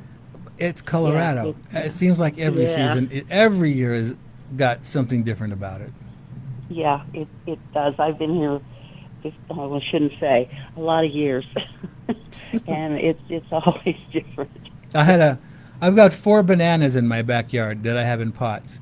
And for some reason, yesterday, probably last night, or the night before, something decided it didn't like one of them. And went in there and ripped all but 3 leaves off the whole plant. Oh, Got to be a Just raccoon. tore them off. I didn't eat them, just mutilated the plant. Left the other 3 bananas alone. Just didn't like that one particular banana. My money's Did on you a rack- raccoon. Yeah, my Raccoon, money's on yeah. a raccoon as well. Raccoon. Yeah. well, we're on a green belt in the Highlands Ranch, and the deer about probably a month ago ate the tops out of my tomato plants. They have come back, but they ate the tops out of them, and then they just got my tall phlox. and so now I'm getting a few more blooms. But you don't have deer where they can't get in your yard, can they? Not in my, I've had deer in my backyard, and I know Luan has. I have. I was backing out of the driveway yesterday, and there was a deer about 15 feet away feeding on a flower pot that had a petunia dangling from its mouth. It was like, what's your point? Yeah. Okay. Thank you for that. I really appreciate this little snack. Never mind. It's all yours. I wish I had a camera. They eat my roses, Yeah. and Oh, thorns and all. I love them, and they're beautiful. And we've even had elk in the green space behind our house recently. The big ones with the big racks. We've had 2 of them come through a couple of times now. But so you may have had a deer visiting you or a raccoon there. Yeah. Do you ever use any of the repellents, the deer repellents, like Bob-X or Liquid Fincy? I know you like, Keith. Yeah. We've got some 2 different kinds that my husband has gone out and put in. We have a flower bed about 2. Well, there's the fence, and then the next 2 feet is my flower bed and rose bed. So he's gone out there, and I think he's used the granules primarily for the deer, and then he has sprinkled. My tomato plants are in pots, so he sprinkled them around the ground, for the deer and the raccoons. So we spend a lot of money on keeping the critters out. Yeah. You might try. Go ahead. I'm sorry. No. I was going to say you might try those capsules of garlic. Yes. That you clip onto leaves. Uh-huh. And Tagawa sells those. I'm sure Nick's does. And you puncture that little capsule, and it is eau de garlic, which can help. The other thing, and I don't know that this is available locally, so I got it online, is a zapper, and it takes 3 little batteries, and they're little kind of green, dark green, so they blend in with the flowers. But as soon as the deer touches it with its little wet nose, it gets a zap, and those can be helpful too. Yeah. And you put those in your tomato plants? Yeah. Okay. Yeah. All right. I would try the garlic capsules first, Garlic capsules, just because they clip on to the leaf. And they last a while. And they'll last the bulk of the season, especially at this point. Mm-hmm. But you can put those up high enough to where, That's granules are kind of difficult with deer because deer graze up higher. They don't graze at ground level usually. So typically a liquid spray repellent up on the foliage, up where the deer are grazing, works better than the granules. Granules are much better for ground grazing, things like Bunnies. rabbits and things like that. Okay. And voles. Well, we have both, and I'm not sure which he used. He just told me he did, he went out and put the stuff on, so I'm not sure which one he did, but we have both. It's the good to liquid. alternate them too. Yeah, it is. Okay. Yeah. So the liquid is really a bit. You're right. They don't get down with their noses on the ground. Yeah. So yeah. They ate but my they do fitzers. come and. Can you believe that? Yeah. Exactly. and they lay on the ground, and the dogs go out and bark at them, and they just look at them. Like, yeah, exactly. They're brazen. Yeah. They're Good just luck. brazen. Yeah. It's lovely to live with the green belt area, and we love it. But man, it's really hard on gardening. Yeah. It is. Very true. So. Well, thank you for your call, Carol. We've got to get to a break. Thank you. And enjoy your weekend, okay? Stay cool. Appreciate your help. Thank you. You betcha. Bye-bye. Bye-bye. All right, this is the Garden Wise Show. We're going to come back and talk about Japanese beetles. I bet you don't even know what they are, do you? Does anybody have Japanese beetles so this year? Pretty. They're so pretty. Yeah, you could make jewelry out of them. Yeah. So you're listening to the Garden Wise Show on Legends 810. Put a barrier between your beautiful landscape and those nasty weeds with DeWitt Weed Barrier. DeWitt Weed Barrier helps stop weeds before they start around trees, garden beds, shrub borders, patios, and decks. It's easy to use. Just roll it out, cut it to fit, and cover it with decorative bark or stone. Built for lasting performance, this durable woven fabric is guaranteed for 20 years against breakdown from sunlight. And it's porous, so air, water, and fertilizer can still reach the roots of your plants. That means a healthier landscape, less weed growth, and less time spent spraying and pulling. Choose the product landscape professionals trust. DeWitt Weed Barrier. Available at Jared's Garden Center, Nick's Garden Center, Wilmore Garden Center, and other independent garden centers. Summer at Jared's means it's time for our sizzling summer sale. You'll find a wide variety of items throughout the garden center at great prices, even many seasonal items to stock up at bargain prices in advance of those upcoming holidays and cooler weather. After all, fall isn't that far away. Additional items will be added to the sale throughout the summer. All B&B trees are 30% off, and other nursery stock is 15% off. Remaining hybrid roses are 70% off. Japanese beetles are here, although not as many as the last couple years, and we are now seeing emerald ash borers in the area. Jared's has several options to deal with the beetles and products to protect your ash trees from the emerald ash borer. If you're having difficulty winning the battle against these and other bugs, diseases, or weeds, come in and talk with the folks at Jared's Nursery Gift and Garden on West Bulls. We can find a solution for whatever problem or question that might be on your mind. Jared's is open 7 days a week and is always changing with the seasons. Jared's Nursery Gift and Garden Center, a family-owned business serving you for 48 years at 10500 West Bulls Avenue, is open 9 to 6 Monday through Friday and 9 to 5 on weekends.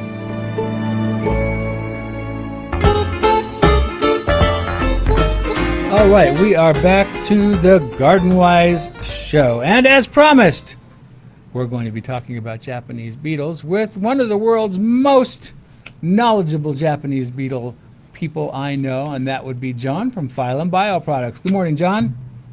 Good morning, Keith. How you doing? Well, I'm doing great. I'm really pleased this year that the Japanese beetle problem in my yard is quite minimal this year. Okay, the jewelry bugs are not showing up, huh? Yeah, you could. I think you could string them together as a lay, and they'd be kind of pretty. Freeze dry. Iridescent lay, yeah. They're pretty little bugs. I just heard the commercial from Jared's, and I guess emerald ash borers. They're pretty. They're nice looking bugs as well. But that's true. You could mix them together. Green and red. Yeah. There you go. Christmas necklace there, but. Yeah, I was enjoying your conversation about deer, and I think I heard garlic. And out here, we got the garlic festival just started yesterday, and I don't know, man. I went on my hike right behind where they're throwing the festival up in the hills, and I saw quite a few deer hanging out. So I'm not sure if they're adverse to garlic or not. But anyway, yeah, the deer. I also heard you talking about they don't tend to graze low, but I have these rose bushes in the front of my yard, and I usually get 6-8 deer rolling through pretty much every other day. And for the life of me, I was trying to figure out, I thought it was black spot or powdery mildew, which has been pretty bad out here the last couple of years. And I'm looking at these rose bushes one day, and all the foliage from about 2.5 feet down to the ground is gone. Oh, no.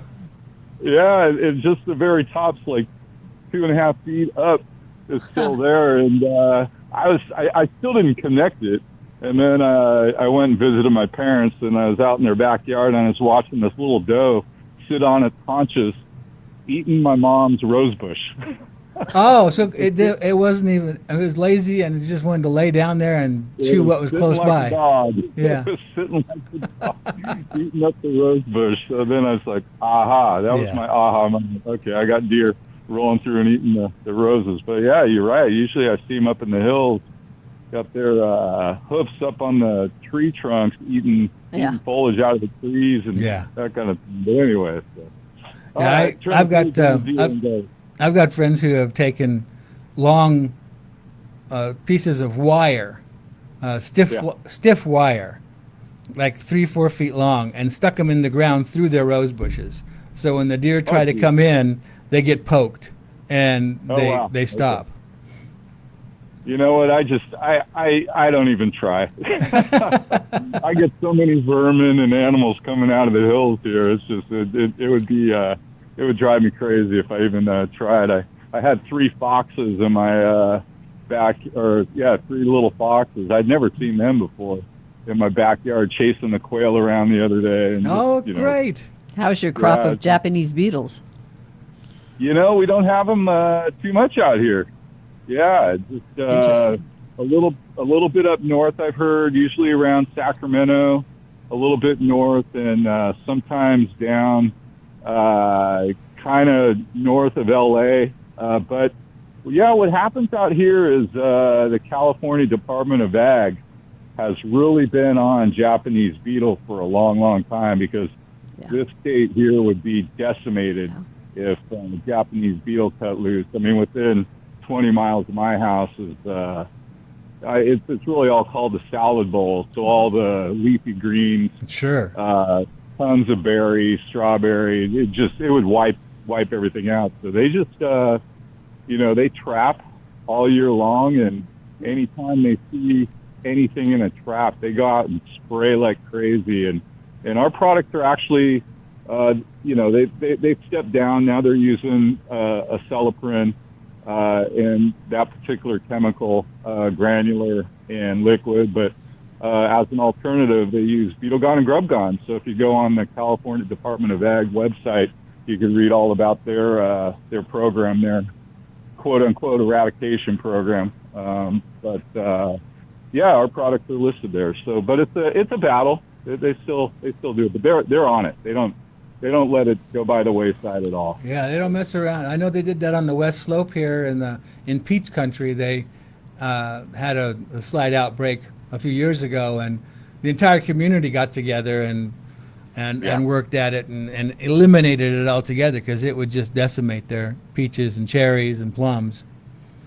Yeah, we get a lot of calls from growers, and unfortunately, it's one of those things where, like you said, the infestations ebb and flow, and people, especially farmers, growers, they can't really afford to go out and buy a bunch of product and not use it, so they tend to wait until they have a full-blown infestation. Then it's pretty hectic, and if they're trying to keep their land organic certified, it's a rough go if they wait. But yeah, right now it's interesting. I know it's pretty bad in the Midwest, and parts of the Northeast is pretty bad infestation right now. Well, we have what I feel to be a little less of a problem this year than we have in the past, but that's from my own personal perspective. I imagine it varies from area to area throughout the whole Front Range. But right now the adults are out, and so the Beetle Gone spray is what people should be using right now, because they can be using it anywhere in the yard. It's organic certified. You can put it in the vegetable garden, put it on your roses, your grapevines. I get a lot of questions about grapevines. They're really getting hit hard this year. Yeah. Beetle Gone's the product you use now. We say the time is now, and it's a very good product. You can mix it with a sticker to help keep it on the foliage even longer. A little bit of protection there as well. If you have a really bad infestation, you should spray it every 7 to 10 days. If it's not too bad, you can stretch it out to 14. But that's pretty typical for sprayable products on foliage. You want to add a sticker if it's a pretty bad infestation. It'll just help. But if you have a bad infestation, use a bit higher concentration of it. We would say 4 ounces per gallon of water mixed, or even up to 6, and spray. You can even, I'm always pitching IPM, Keith, integrated pest management. You can mix our product with other products as well that may control Japanese beetle. Our product mixes well with just about any product. It's the time is now to go after those adult beetles, and then when they start disappearing, which will be pretty quick there, whatever beetles are left, they're going to burrow into the ground where you've watered your lawns and gardens. They love the water. Then if you have some Beetle Gone left over, you can spray those areas, ground spray those areas, or if you just have a garden, a little bit of soil, you can even till it in. If you don't want to spray, till it in dry. So that's a way to go after the grubs so they don't pop out again as beetles next year. Exactly. And so you're saying that going to start laying eggs here pretty soon? Yeah, I'd say in most areas it's around August 1. You start seeing them disappear. Maybe from the time now for another 2-3 weeks they'll disappear, and then they're laying eggs, and within a couple weeks those eggs will hatch out into new grubs. We call them first instar. They're obviously newly hatched grubs, and they're the most susceptible to any of the products. That's really where we say is the best time to go after grubs, and our product is a good one to use there because it does flow well into the soil profile where those little grubs are feeding. So you want to irrigate it in or put it down before rainfall, which I know has been pretty tough in Denver this year, but you want to get a little water on it so it'll flow down into the soil profile. And it's a lot better timing at this point than using the chemical darling Grub-X. Not that Grub-X can't work, it's a very insoluble chemical, so it just takes too much time to get into that soil profile where the grubs are, and so that Grub-X doesn't work really good from here on out. But our product works well all through the fall, so even if you wait and you don't treat with spraying Beetle Gone or Grub Gone, and grubs keep growing, they'll go through a couple stages of grub cycle and grow into third instar, which are pretty large grubs and pretty devastating, and those are the ones that'll overwinter and pop out as beetles next summer. But you can keep going after those grubs all the way through September, October with Grub Gone or Beetle Gone. So it sounds to me like maybe an ideal time to put down an application of Grub Gone would be second week of August, third week of August, something like that. I'd say first, second week. Okay. You don't want to miss the timing too much because they'll keep growing, and as they grow, they do get harder to kill. So and the Grub Gone does last in the ground, or Beetle Gone if you spray it, irrigate it in, it'll last in the ground for a couple months. So if you hit that August 1st through 7th time frame out there, that should be good to go. Excellent. Well, you'll find these products, everybody listening, if you're interested, to control these grubs and beetles. You'll find both of these products, Beetle Gone and Grub Gone, at your local independent garden center. That's the only place you'll find them. You won't find them in the big box store or at the grocery store. So head on out to your favorite independent garden center and pick up these products to help control the Japanese beetles for everybody. Thanks, you too. You Enjoy bet. the deer. Have a good day, John. Thanks, John. Have a wonderful weekend. You as well. Thank you. All right. Bye-bye. All right. Let's see. What can we do here? We need to take care of this lovely Sandy? lady. Let's go see what Sandy's hanging up out to. there. Good morning, Sandy. Good morning. Thank you for your wait. Yes, thanks for calling the Garden Wise Show. I understand you have some white flies. Oh my gosh. I can't even tell you how bad my infestation of whitefly is. I've tried the neem oil. I having that. I don't know why, but I do. And when I have used it, it hasn't seemed to make any difference. What is it like on? Kool-Aid. What are your white flies on? Well, okay. It started on a tropical in my greenhouse in the winter. And in fact, I think I might have even asked you about it then. That was when I started trying the neem oil, and it doesn't seem to affect them. Anyway, it's on a tropical, which of course I can't think of the name of right now. But now it's on my vermillionaire, it's on my tomatoes, it's on my hibiscus. It's everywhere. I walked out there just a few minutes ago and looked at the leaf of the vermillionaire, and it had white on the leaves, the backs of the leaves. Yeah. I just picked those leaves off, and I actually put them into the soapy water that I use to carry around to put the beetles in. Yeah. Because I thought that's got to kill them. But I walk past this vermillionaire and this cloud of whitefly. comes out at me. Oh, my goodness. And that was when I decided, I know he's talked about this before, and I should know how to handle it, but I gotta ask again. So I'm sorry to bother you with it again. Oh, it's no bother at all, because if you're having problems, so are other people. You were just Keith, about... I was just complaining about it to Luan. I have it on my cucumbers. And what did you do? Well, yeah, I do too. Yes. I use a spinosad soap. Spinosad soap? Mm-hmm. I will look for it. That seems to work pretty well for me, but you've got to be persistent because it doesn't kill the eggs. Oh, I see. So you have to spray on a regular basis, and they're usually found on, like you have discovered, on the underside of the leaves. Yes.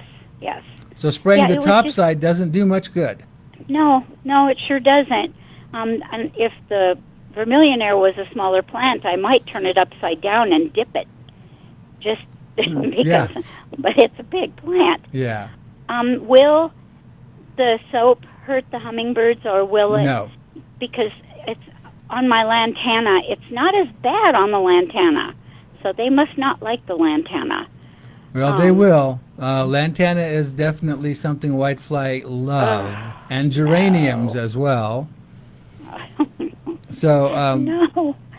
One thing I did, I have thrips, which is a totally different insect, but I use the spinosad soap, and I put on a plastic glove, not because this stuff is particularly toxic, but just, and then because you don't want it on your hand. Well, I sprayed it, and then I just kind of caressed the leaves to spread it around a little bit. Oh, there you go. I will do that. Because it's hard to get it into the crevices sometimes. Yeah. So if you spray and hold your gloved hand underneath and then spray, and then just kind of rub it in a little bit, just to spread it out on some of those hard to reach places. Yeah. I have never heard of that, so I'm going to have to look for it. I think I need it's a totally organic product, but it works quite well on whitefly.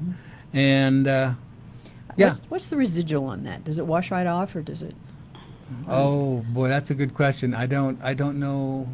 I don't trust my memory on that. Yeah, it's very easy, and you can use it on so many different things. If my memory serves, there aren't any days to harvest. I mean, you can spray same day you harvest. It has kind of a gentle, soapy smell. It's not offensive at all. Right.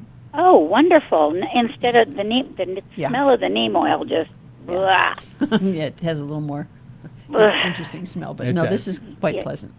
Yes. So good luck with that. Thank you very much. You guys are very helpful. I truly share with all of my friends to listen. Okay.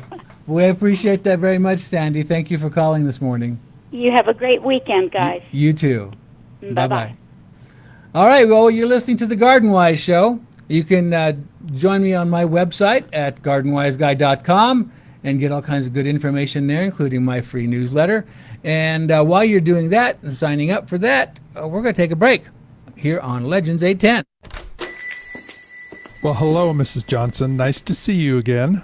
What's that you have in the bag? It's my tomatoes. Just look at this. The bottom side of all the largest fruit is turning into a nasty brown color. It's gross. My family won't eat these. What am I going to do? Okay, relax, Barbara. Your tomatoes have an easy-to-fix condition called blossom end rot. And you're right, it's nasty looking. But fortunately, it's not a disease, just a mild calcium deficiency, which is usually brought on by letting your plants get too dry between waterings. So I'm going to recommend you start using this Fertilome Yield Booster for tomatoes. This yield booster will supply the extra calcium your plants need to save the rest of your crop. Is it easy to use?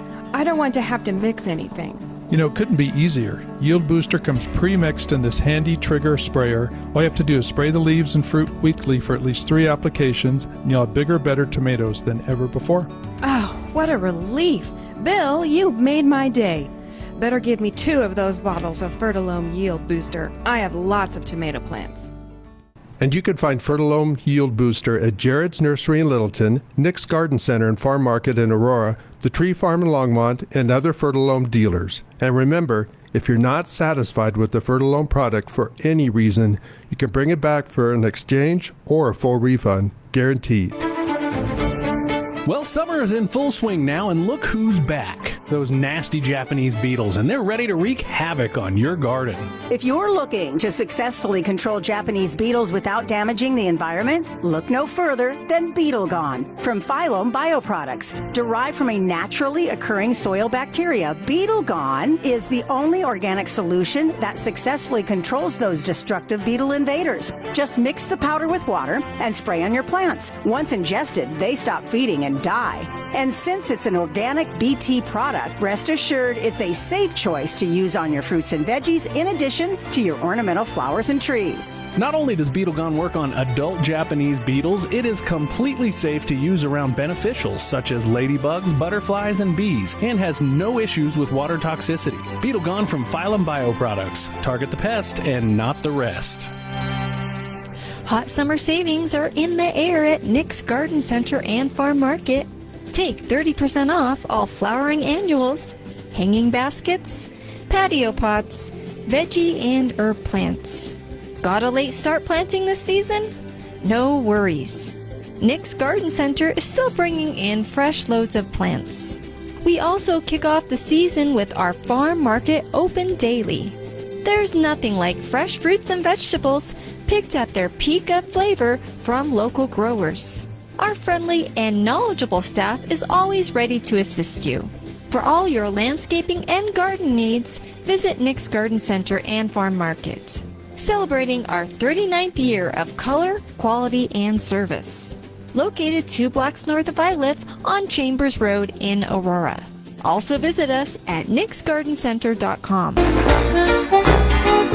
All right, we are back to the Garden Wise Show, and let's head out to the phones and talk to Mike, who has a beetle problem. Good morning, Mike. Good morning. Not too much of a problem, but I grow a lot of white geraniums, and it does help in this folklore that they kill the beetles. Yes, I've heard that. I've seen it constantly on the white flowers. The beetle will be just laying there dead as a doornail. And next time John is on, could you ask him, does anybody do any research of what in the white geranium, affects the beetle, and that could be transformed into a better spray? And that I've used his spray, but it leaves that milky film on most of the flowers. Well, I think Luan has an answer for you. You and I, Mike, were thinking along the same lines because I Googled it this week about the geraniums. Oh. It's not just the white ones. It's something in the zonal geraniums blossom, and it's an acid. And I swore I would remember the name, which of course I haven't. But if you Geritol. Geritol, yes. Exactly. But it is true. It is real. But I just want to warn you, they are not dead. They're just drunk. So it's a little nerve reaction. So when you see them, get rid of them because they will come around in a matter of 4 or 5 hours or 12 hours or whatever. Yeah. So don't assume you've knocked them out of the game. So just sweep them up, whatever works. But yeah, there is something it's a form of some kind of acid that works as a nerve agent. Yeah. On the beetles. They get high. Yeah. Yeah. So. No, that's interesting, the high, because you're right, they don't move, and it's easy then to pick them off because they're not flying and squish them or soap them. Yeah. And that, but I was just wondering if they could transform that acid, shall we say, into some kind of a spray or. I'll bet somebody's working else. on it. Yeah. It would make perfect sense. And there are different schools of thoughts about squishing them, and I know that you were talking last week about don't squish them. I've seen other reports that say, whatever. But I would put them in soapy water and just be done. Well, I was talking to John from Phylum. That's what it was. And he said that when the beetles find a place that has good feeding, that they do release a chemical to attract other beetles to the area. So if you're squishing them, you're releasing that. Because it's already in the beetle. Okay, I'd certainly trust his research. Yeah. Okay. So I'm kind of leaning toward the don't squish method. Okay, drown, not squish. Drown, not squish. Okay. Yes. All right. But it is, there are not as many this year for some reason. I'm agreeing with you completely on that. And I was also going to recommend that you get yourself a little hand vacuum And when you're going around to your geraniums, just vacuum up the drunk beetles that are laying on their backs and get rid of them that way. It's much faster than hand picking them. Unless you'd be sucking up mulch and stuff too. Well, that's true too. Yeah. But Yeah. Okay, but if next time John's on, if you could maybe ask a couple of those questions of what's happening in the future, should we say? I will. In fact, I can email him this week and see what he has to say and report next week. Thank you very much, and have a good day, and do enjoy the show. Thank you, Mike. I appreciate your Take care, call this Mike. morning. Bye. Bye-bye. So we need to rock and roll with some texts here. Yes. So let's see. Hi, Keith and Luan. This year I'm using a beetle trap and noticed about a week ago that it sounds like they're not attracting as many as before. The bag is only a third full. Did I finally catch everyone in my zip code? or do I need a new bag with fresh attractant? The bag I use is a brand called Rescue, and on the Rescue bag it says that one attractant packet will last the entire season. So I think it matters which brand you choose as to whether you have to replace the attractant. Yeah, but if I heard that right, he only put it up last week. So he missed Oh. a good part. Is that right? Is that what it says? This year, I used it about a week ago, yes. So he's missed a good part of the season. So I think he's getting the latter part of the beetle run. Yeah. Well, I've noticed I put up 2 bags this year, and I've noticed very few beetles in the bags. And I put them up the minute I saw my first beetle in my yard. Yeah. And that's exactly what they did in the Palisade area. Mhm. They were trapping them, yes, but a lot of the orchards, as I'm sure they still do, keep them up as a signal that they're in the neighborhood. Yeah. You know. Yeah, absolutely. Yeah. And I like the Rescue brand because the bottom of the bag is Velcro. Mhm. So you just open the bag to empty it. Yeah. At the bottom. You just undo the Velcro. And once it's empty, then you can re-Velcro the bag shut Mhm. and hang it back up instead of having to buy a new bag. Yeah. But I wouldn't worry about it. I just keep it right where it is. Yeah. The trap that he put up. Mm-hmm. Yeah. I agree. Good. Okay, can we identify there's a plant here on the screen. I'm assuming it's the yellow one that looks like golden privet. Wouldn't you say that's what that is? Yeah. Yeah. Great color. That yellow shrub. And then there was a second picture, as I recall, that we can look at. And that is a burning bush. I'm glad you can tell. Yep. Okay. All right. So, the yellow plant is a golden privet, and the green plant is a burning bush. And some dianthus that could use a little trim. Yeah, the dianthus could use a little shearing back, and that would send up a bunch more flowers. If you just took a little grass shears or a scissors of some kind and cut back those flower stems back to the foliage. And you Don't cut have it to the ground. You don't have to do it individually. No, just kind of Give it a shear it back haircut. a little bit. Give it a Give it a haircut. haircut. Yeah. And that'll get them to flower again. Okay. Let's see. Hello again. With the heat trying to conserve water, should I be fertilizing my lawn? And this is from Colleen. I'm seeing more weeds like bindweed, and I usually put on some corn gluten or an organic fertilizer or a fish emulsion at this point. I am fertilizing because you need to keep the plants healthy. I mean, number one, we're withholding water basically from them, so that weakens them. And if you withhold the fertilizer, that weakens them even more. So that makes them even more susceptible to diseases or insects or just outright dying. And the thinner the lawn, the more likely you're going to get weeds. Exactly. So I am fertilizing through the summer. I'm not fertilizing at full strength. I'm about it's probably more than half strength, but not full strength, especially on the lawn. Once a month? Once a month. I've heard you say. Yeah. But in my containers, in my patio pots and hanging baskets and that sort of thing, I am fertilizing at full strength because, you're having to water those things a lot. And every time you water it, water runs out the bottom, and with that water runs nutrients. So you believe in the weekly? I believe in the weekly on the potted stuff. Meaning weaker than normal fertilizer, half strength maybe? Yeah, by half strength every week. Every week. And I'm watering more than once a week on those pots. Yeah. I mean, I'm watering even on my big pots, every other day. Yeah, yeah. Same here. So applying some fertilizer on a weekly basis to those container plants is going to keep them in better shape. But out in the garden, where the roots can run and there's more nutrients in the ground, more natural nutrients that they can find, it's not nearly as important. Right. And it's good to remember, too, that if you plant fairly heavily in your containers, that they're going to need more water Yes. as the season goes on, because those root systems are really starting to crowd each other, which is okay if you're watering and fertilizing appropriately. But, and I think you and Devin hit a really good point. The soil is going to shrink as it dries out in Yes. your containers, and you get that little skinny rim inside the pot, but next to the soil. And gap. the water goes, gap.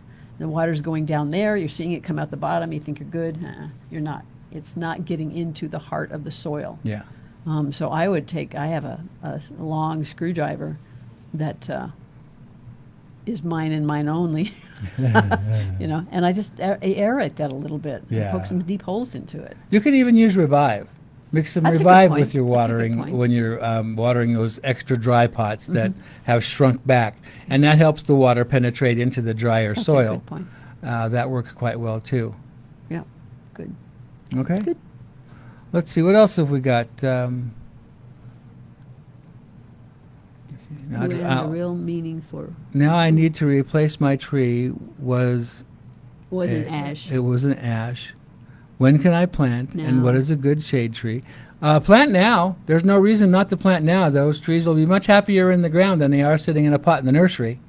And I would look around your neighborhood first and see what kind of trees are planted a lot. And I think you'll probably see a lot of locust and probably a lot of maples, especially the autumn blaze maples. So choose something different. Yeah, because if an insect, a disease, comes and infests one, it will infest many if there are many to be infested. Just like what's happening with the ash trees now, just like what happened to our American elm trees, You want just like what diversity. happened to our American chestnut trees. You want diversity. So choose trees that are not in your neighborhood now, like probably an oak or a Kentucky coffee tree. Those are two good ones. A hackberry is another one that is excellent. If you really must have a maple, I would look at the big tooth maples. And they get big. They can, depends on the watering, but it's a native. It's a native to Colorado. It likes our soils. It likes our humidity. It likes our light intensity. It likes our cold. It doesn't mind the pH of the soil. It's a drought-tolerant maple, and it has great fall color. So if you're looking to plant a maple, maybe instead of the autumn blaze maple, which is, in my opinion, way overplanted, look at a big tooth maple like Parkland or Mesa Glow. Those are two that have brilliant scarlet red foliage in the fall. And it is a native and much more adaptable to our climate here. And I will drop in here a little promo. Anniversary sale at Tagawa's includes 35% off of outdoor trees and shrubs starting next Friday. And does that include the warranty? Yes. That's absolutely. very nice. Absolutely. That's great. Yeah.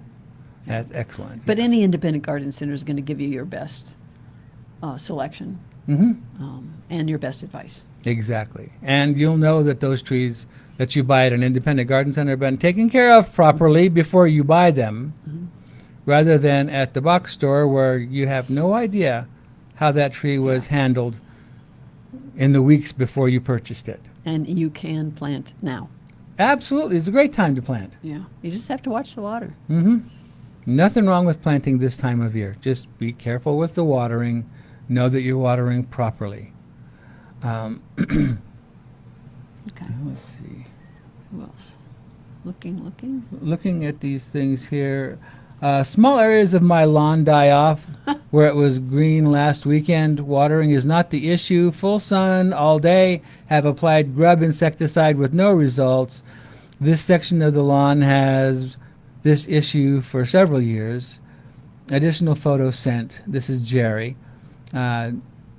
Japanese beetle trap is very effective. So if it was grubs and the lawn was dead, well, the grubs are now adults, so you won't find grubs there. But that looks more like dollar spot, which is, that looks more like dollar spot. What I would do is rake it, use a little leaf rake it up really nice, put some fertilizer down, maybe a little bit of Revive. What about f-stop? Yeah, you shouldn't have to use any kind of fungicide for a dollar spot. It's an easy one to control. And that music means we are out of time for today. I am so sorry that we can't keep going. There are more text messages, and we will get to them next week for certain. Yes, thank you, Luan, for being here. Next week will be Devin. And remind you that we're going to be here from 7 to 9 o'clock next Saturday morning. Until then, keep your shovel sharp, be careful where you dibble, and have a great weekend. The preceding program is sponsored by JK Communications.